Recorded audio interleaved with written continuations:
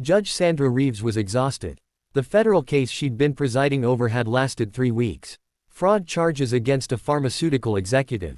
Complex evidence. Difficult defendant. Today they'd finally reached verdict. Guilty on all counts. It was 10 p.m. when she pulled into her apartment complex parking lot in downtown Washington, D.C. She wore her usual post-court outfit, jeans, a Georgetown law sweatshirt, her natural hair pulled back in a simple ponytail. Her judicial robes were in a garment bag in her backseat. She just wanted to get upstairs, pour a glass of wine, and decompress. She was 52, black, one of the youngest federal judges appointed in D.C. District Court. 15 years on the bench. Hundreds of cases. Thousands of decisions. And right now, she was just tired. Sandra grabbed her briefcase and the garment bag from the back seat. Started walking toward the building entrance. Her apartment was on the 4th floor. She'd lived here for 8 years. The doorman knew her. The other residents knew her. This was home. Excuse me, ma'am. Sandra turned. 2 police officers were approaching. Both white. Both young, maybe late 20s. They wore DC Metro Police uniforms. One was tall and thin with a buzz cut. The other was shorter, stockier, with a neck like a tree trunk. Can I help you, officers? Sandra kept her tone polite. We need to ask you some questions. The tall one, his nameplate read, Officer Brad Crenshaw, spoke first. His hand rested casually on his belt near his weapon. Questions about what? We've had reports of vehicle break-ins in this area. Can you tell us what you're doing here? Sandra blinked. I live here. I'm going to my apartment. You live here. Crenshaw's tone suggested he didn't believe her. In this building? Yes. Apartment 4C. I've lived here for 8 years. The shorter officer, Officer Mike Foster, circled around behind her. What's in the bag? My work clothes. I just got off work. And what do you do? Crenshaw asked. Sandra hesitated. She'd learned over the years that telling police officers she was a federal judge sometimes made things worse. Made them defensive. Made them feel challenged. I work for the federal government. Doing what? I'm an attorney. An attorney. Crenshaw's eyes swept over her jeans and sweatshirt. Dressed like that. I changed after work. I don't wear suits 24/7. Can we see some ID? Sandra set down her briefcase carefully. May I ask why you need my ID? I haven't done anything wrong. We're investigating vehicle break-ins. We need to verify you're a resident here. You can call the front desk. The doorman knows me. His name is Marcus. He's worked here for 10 years. We're not calling anyone. We need to see your ID. Right now. Sandra felt that familiar weight settling in. The weight every black person knows when dealing with police. Even federal judges weren't immune. She reached for her purse slowly. I'm getting my wallet. It's in my purse. Hands where we can see them. Foster's hand moved to his weapon. I'm just getting my ID like you asked. Slowly. Very slowly. Sandra opened her purse, pulled out her wallet, extracted her driver's license. Crenshaw took it, studied it like he was looking for signs of fraud. Sandra Reeves. Address matches this building. As I said, I live here. And you're an attorney? Yes. What kind of attorney? Sandra took a breath. I'm a federal judge. Both officers stared at her. Crenshaw's expression shifted from skepticism to something harder. A federal judge? Yes. D.C. District Court. Right. And I'm the Pope. Crenshaw handed her ID to Foster. Mike, check if this is real. You think my driver's license is fake? I think you're claiming to be a federal judge while walking around in a sweatshirt and jeans. That seems suspicious. It's 10 p.m. I'm off duty. I'm allowed to wear casual clothes. Federal judges don't live in regular apartments. They live in fancy houses. Some do. I prefer an apartment. Less maintenance. Foster had pulled out his radio. Dispatch, can you run a name? Sandra Reeves. Claiming to be a federal judge. Need verification. Sandra felt anger mixing with exhaustion. Officers, you can look me up online. I'm a public figure. My photo is on the court website. Anyone can make a website, Crenshaw said. The official United States District Court website. We'll verify your story. Until then, you need to cooperate. I am cooperating. I showed you my ID. I told you where I live. What more do you want? We want you to stop being difficult.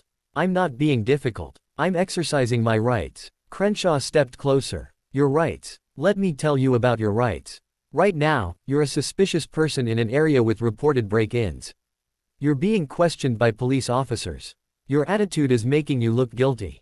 My attitude. I'm calmly answering your questions. You're being argumentative and defensive. That's suspicious behavior. Foster's radio crackled. Dispatch to Unit 47. No record of Sandra Reeves as a federal judge in our system. Sandra's stomach dropped. Your system probably doesn't have federal judges in it. We're appointed by the president. We're not in local police databases. Convenient, Crenshaw said. So we can't verify your story. Call the federal courthouse. Main number. They have a 24-hour security line. They can confirm my identity. We're not calling anyone at 10 p.m. because you tell us to. Then let me go to my apartment. Call the doorman. He'll vouch for me. We'll decide when you can go to your apartment. Crenshaw's voice was hard now. Right now, we have a woman with unverifiable claims in an area with reported crime. We need to search your bags. You don't have probable cause to search my bags. We have reasonable suspicion. Open the garment bag. No. That's my property. You need a warrant or my consent. You have neither. Ma'am, if you don't cooperate, we'll arrest you for obstruction. Obstruction of what? I've answered your questions. I've shown my ID. I'm not obstructing anything. Foster moved forward, reaching for the garment bag. Sandra pulled it back. Don't touch my property. She's resisting. Crenshaw grabbed Sandra's arm. Hard. Put your hands behind your back. I'm not resisting. I'm protecting my property from an illegal search. Foster grabbed her other arm. Together, they forced her arms behind her back. The garment bag fell to the ground. Her briefcase tipped over, papers scattering.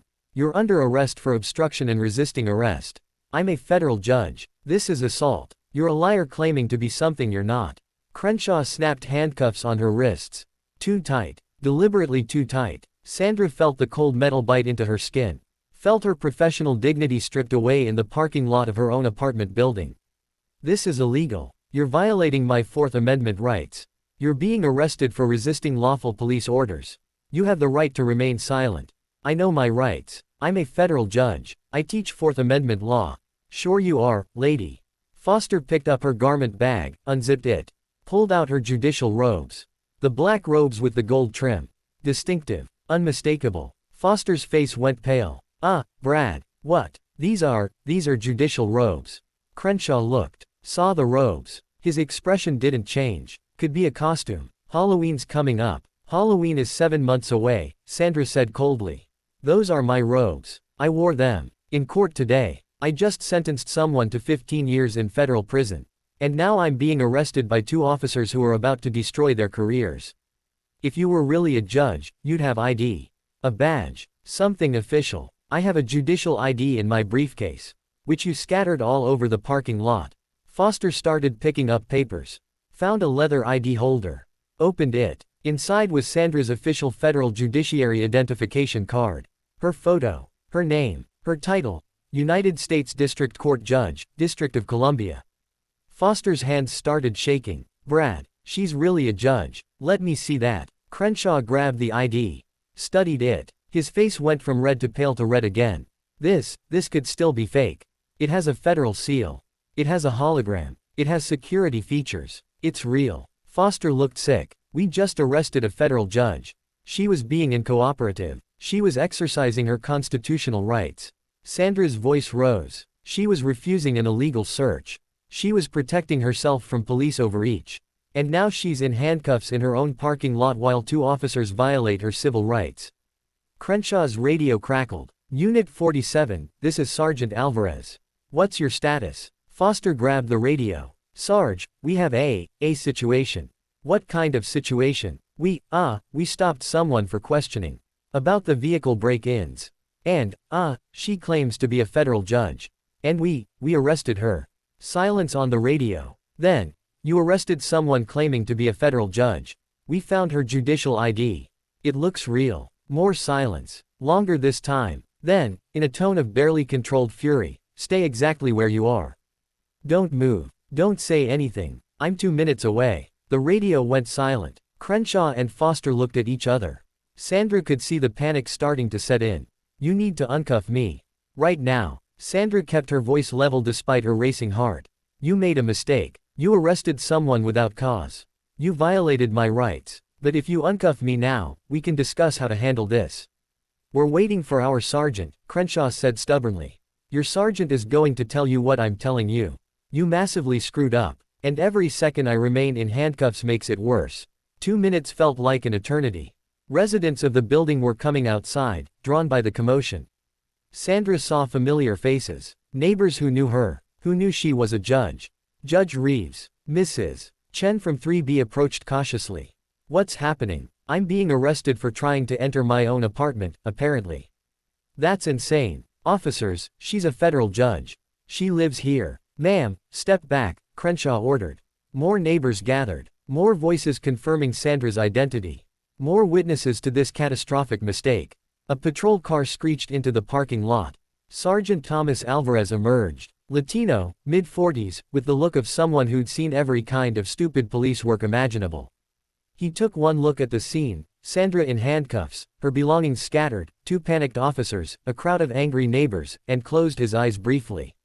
Someone please tell me this is not what it looks like. Sarge, we were investigating vehicle break-ins, Crenshaw started. I don't care. Who is this woman? She says she's a federal judge. She says. Or she is. Alvarez walked over to Sandra. Looked at her face. Recognition dawned. Oh my God. Judge Reeves. Hello, Sergeant Alvarez. We met at that community policing seminar last year. I remember. Alvarez turned to his officers. UNCUFF her. Right now. But Sarge. Right. Now. Foster fumbled with his keys. Unlocked the handcuffs. Sandra's wrists were red, already. Bruising. Alvarez's face was a mask of barely controlled rage. Judge Reeves, I am so deeply sorry. This is unacceptable. This is, he stopped, clearly struggling for words. I don't even know what this is. This is a civil rights violation, Sergeant. This is racial profiling. This is 2 officers who saw a black woman in casual clothes and decided she couldn't possibly live here because she said she was. I understand. And there will be consequences. Serious consequences. Alvarez looked at Crenshaw and Foster. Both of you, return to your vehicle. Don't speak to anyone. Don't touch your phones. Don't do anything. Just sit there until I'm done here. Sarge, we were just. I said go. They went. Alvarez turned back to Sandra. Judge Reeves, what can I do? How can we make this right? You can't make it right, Sergeant. 2 of your officers racially profiled me, violated my 4th Amendment rights, arrested me without cause, and assaulted me. Making it right isn't possible tonight. But we need to, there must be something. What I need is medical attention for my wrists. I need documentation of my injuries. I need the names and badge numbers of both officers. And I need a formal complaint filed. Done. All of it. Alvarez pulled out his radio. Dispatch, send an ambulance to 1247 Connecticut Avenue. We have an injured party requiring medical evaluation. Marcus, the doorman, had emerged from the building. Judge Reeves, I'm so sorry. I was on break. If I'd been at the desk I could have. It's not your fault, Marcus. Sandra's voice was tired. This is on them. The ambulance arrived 10 minutes later. EMTs photographed Sandra's wrists. The bruising. The marks from the 2 tight handcuffs. They offered to take her to the hospital. She declined. She just wanted to go upstairs. But first, she pulled out her phone. Called a number she'd hoped she'd never need to call. Hello, Chief Judge Williams. It's Sandra Reeves. I'm sorry to call so late but I've just been arrested by DC Metro Police. Yes, arrested. At my own apartment. I'm fine physically. Emotionally, I'm not fine. Yes, I need to file a formal complaint. And I think we need to discuss this at the Judicial Conference. Thank you, sir. She hung up. Called another number. Civil Rights Division, FBI. How may I direct your call? I need to report a civil rights violation by law enforcement. My name is Judge Sandra Reeves, DC District Court. Yes, that Judge Reeves. By the time Sandra finally made it to her apartment, it was past midnight. Her wrist